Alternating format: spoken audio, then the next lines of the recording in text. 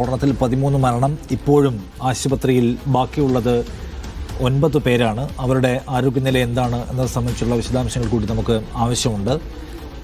സാജിദ് അജ്മലിലേക്ക് ഒരിക്കൽ കൂടി. സാജിദ്, ആശുപത്രി അപ്ഡേറ്റ് നമുക്ക് കിട്ടുമോ? എന്താണ് ബാക്കിയുള്ളവരുടെ അവസ്ഥ എന്നത് സംബന്ധിച്ച്?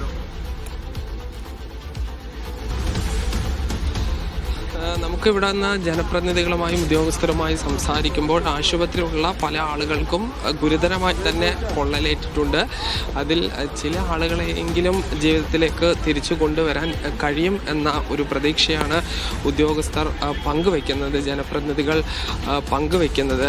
അതിൽ ഈ കരാറുകാരനായ ആൾ ഉൾപ്പെടെയുള്ള ആളുകൾക്കാണ് പരിക്കേറ്റിരിക്കുന്നത്. അതിൽ ഈ ഓടി രക്ഷപ്പെടാൻ ശ്രമിക്കുന്നതിനിടെയാണ് പലർക്കും പരിക്കേറ്റത്. ഇപ്പോൾ ഞാനുള്ളത് ഇതിൻ്റെ സമീപത്തെ വീട്ടിലാണ്, അതായത് ഇതിൻ്റെ ഏറ്റവും അടുത്ത വീട്ടിലാണ് ഉള്ളത്. ഇവിടെയുള്ള ഈ ചില്ലുകളെല്ലാം തന്നെ ഈ തകർന്ന അവസ്ഥയിലാണ്. അവിടെ നമുക്ക് ആ വീട്ടിൽ കാണാം, ആളുകൾ ഈ ചില്ലുകളും മറ്റും ഇവിടെ മുറ്റത്ത് നിന്ന് എടുത്ത് മാറ്റുകയാണ്. ചേട്ടാ, ഇത് എപ്പോഴായിരുന്നു, എന്താണ് നിങ്ങൾക്കുണ്ടായ ഒരു അനുഭവം? താണ്ട് ഇതിപ്പോൾ ഈ ഗ്ലാസ്സൊക്കെ പൂർണ്ണമായിട്ട് പൊട്ടിയില്ലേ?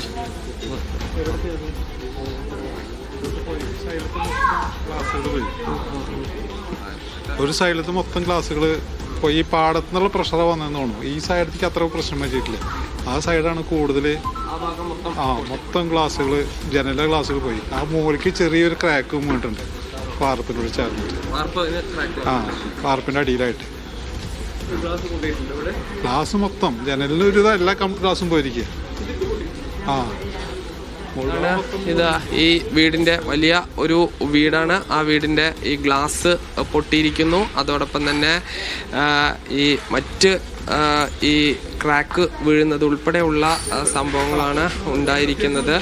എന്തായാലും ഈ വലിയ ഒരു അപകടം, അതിന് ഏതാണ്ട് ഒരു 500-600 മീറ്റർ അപ്പുറത്ത് ഉള്ള വീടുകൾക്ക് പോലും വലിയ പരിക്കൊന്നിരുന്നു. എന്താ ഇതാ ഈ ചില്ല് എടുത്ത് മാറ്റുകയാണ് വീട്ടുകാര്. നിങ്ങൾ ആ സമയത്ത് ഉണ്ടായിരുന്നില്ലേ? എന്താണ് അനുഭവിച്ചത്? എന്താ? ഞങ്ങൾ ഉച്ചയ്ക്ക് കിടക്കായിരുന്നു. അപ്പോൾ ഇവിടെ പള്ളി പെരുന്നാളായിരുന്നു നമ്മുടെ. ഉച്ചയ്ക്കത്തെ ഭക്ഷണം കഴിക്കലൊക്കെ കഴിഞ്ഞ് നമ്മൾ കിടന്നുള്ളോ. അപ്പോഴാണ് ഒരു 3:30 കൂടിയിട്ട് ആകെ ശബ്ദവും കാര്യങ്ങളൊക്കെ കേട്ടപ്പോൾ നമ്മൾ ഉറക്കത്തിലും കൂടി ആയതുകൊണ്ട് നമ്മൾ പെട്ടെന്ന് ഞെട്ടിപ്പോയി. ഇല്ല, പടക്കശാല പൊട്ടിത്തെറിക്ക് നമ്മൾ ഒരിക്കലും ചിന്തിക്കണില്ലല്ലോ. എന്താണാവോന്ന് വെച്ചിട്ട് നമ്മൾ ഭൂമി കുലുങ്ങിയതൊക്കെ നമ്മൾ ആദ്യം ചിന്തിച്ചത്. പിന്നെ അവിടെ നിന്ന് നമ്മൾ മോളിൽ നിന്ന് ഇങ്ങോട്ട് ഇറങ്ങി, നമ്മൾ മുകളിലത്തെ റൂമിലാണ്. അവിടെ നിന്ന് ഇങ്ങോട്ട് താഴോട്ട് വരാൻ പോലും നമുക്ക് സ്റ്റെയർകേഴ്സ് നമുക്ക് ഇറങ്ങി വരാൻ പോലും പറ്റില്ല. ചില്ലുകൾ ഇങ്ങനെ തെറിച്ച് വീണുകൊണ്ടേ ഇരിക്കുക. നമുക്ക് മുകളിൽ നിന്ന് ഇങ്ങോട്ട് താഴോട്ട് വന്നാലേ നമുക്കൊന്ന് പുറത്തേക്കെങ്കിലും ഇറങ്ങാൻ പറ്റുക. അങ്ങനെ ഒരു 5 മിനിറ്റ് നമ്മൾ മുകളിൽ പൊട്ടിങ്ങനെ ചതറി വീണുകൊണ്ടിരിക്കുകയാണ്. ലാസ്റ്റ് ഒന്ന് നിന്നപ്പോൾ പിന്നെ പിള്ളേരെടുത്ത്, നമ്മളെ പിള്ളേരുണ്ട് 2 ആള്, അപ്പോൾ അവരെ അടുത്ത് നമ്മൾ പിന്നെ മെല്ലെ ഓടി വന്ന് പിന്നെ അങ്ങനെ പുറത്തിറങ്ങി. പിന്നീട് ഈ വെടിക്കെട്ട് ശാലയ്ക്ക് തീ പിടിച്ചാന്ന് പിന്നെ കുറച്ച് കഴിഞ്ഞാണ് മനസ്സിലായത്. നമ്മൾ പുറത്തിറങ്ങിയപ്പോഴാണ് ആൾക്കാർ കംപ്ലീറ്റ് പുറത്ത്. അപ്പോൾ അവിടുന്ന് തെറിച്ചിട്ട് പല ബോംബുകളുടെ ഒക്കെ വലിയ വലിയ സാധനങ്ങളൊക്കെ വന്നിട്ട് നമ്മുടെ ഇവിടേക്കാണ് വന്ന് കിടന്നായിരുന്നത് അതിൻ്റെ. അപ്പോഴാണ് പടക്കത്തിൻ്റെ ഇതാന്ന് മനസ്സിലായത്. ഇതുവരെ ഭൂമിക്ക് കുലുക്കം വന്നാണാവോന്നാണ് നമ്മൾ ചിന്തിച്ചത് ആദ്യം. മനസ്സിലായത് ഗ്ലാസ്സുകളാണ് മെയിനായിട്ട്. പിന്നെ വീടിൻ്റെ ടോപ്പൊക്കെ ഒന്ന് ചിന്നി. അതന്നെ, അതിൻ്റെ പ്രഷർ വെക്കേണ്ട പടക്കം പൊട്ടണതിൻ്റെ ഒരു പ്രഷർ വീടുമിക്ക് തള്ളി. മോള് ഭാഗം കംപ്ലീറ്റ് ഇങ്ങനെ ചിന്നി പോയിട്ടുണ്ട്.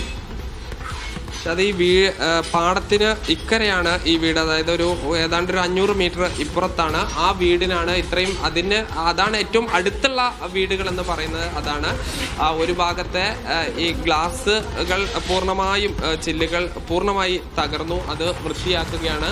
ഈ മുകളിലെ ചില്ലുകളും എല്ലാം തന്നെ തകർന്ന് താഴേക്ക് പതിച്ചിരിക്കുകയാണ്. അത്ര ഉഗ്ര ഒരു സ്ഫോടനം തന്നെയാണ് നടന്നത്. അതിൻ്റെ ആ പ്രകമ്പനവും അതോടൊപ്പം തന്നെ ആ ഒരു വലിയ കുലുക്കവും ആണ് ഈ അപകടത്തിന് ഇത്ര വലിയ ആഘാതം കൂട്ടിയത്. ഇപ്പോൾ നിങ്ങൾ ഇവിടെ ഉണ്ടായിരുന്നു ആ സമയത്ത്? ഞങ്ങൾ ഉറങ്ങായിരുന്നു. ഞങ്ങളിത് പൊട്ടലായിട്ട് എനിക്ക് അപ്പോൾ ഒരു ചൂടും പ്രശ്നം കൂടി ഉള്ളിലേക്ക് തള്ളി വന്ന് ഗ്ലാസ്സുകളൊക്കെ പൊട്ടി മേലെ വീണപ്പോൾ ഞങ്ങൾ എനിക്ക് ഓടിയത്. ഇത് പൊട്ടിയ ഞങ്ങൾക്ക് താഴത്തേക്ക് പെട്ടെന്ന് ഇറങ്ങാനും പറ്റിയില്ല. അങ്ങനെ പിന്നെ എങ്ങനെയൊക്കെ താടി പറഞ്ഞ് ഞങ്ങൾ ഓടി അങ്ങോട്ട് പോയി. അത് പൊട്ടൽ കഴിഞ്ഞിട്ടുണ്ടായിരുന്നില്ല. അത് കഴിഞ്ഞിട്ടും ഒരു 10-15 മിനിറ്റോളം വീണ്ടും കണ്ടിന്യൂസ് ആയിട്ട് പൊട്ടിണ്ടായിരുന്നു. അപ്പം ആ പ്രഷറിലാണ്. ഡോറുകളുടെതൊക്കെ ലോക്കൊക്കെ പൊട്ടി തെറിച്ച് അങ്ങനെ പോയി. പിന്നെ ആ സൈഡിലത്തെ ഫുള്ള് പോയി. പിന്നെ മോൾ ഭാഗം അവിടെ ചീനൽ വീണ് ഒരു ഇത് കാണാണ്ട്.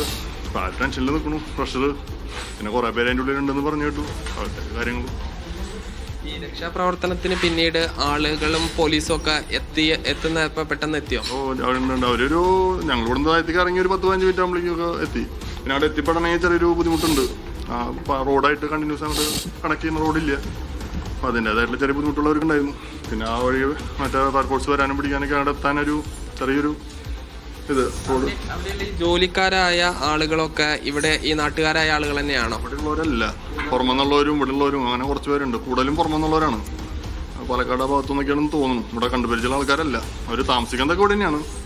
നമുക്ക് അങ്ങനെ പരിചയമുള്ള ആൾക്കാരല്ല. ഈ സീസണിലാണ് കാര്യമായിട്ട് അവിടെ വർക്ക് നടക്കാറല്ല?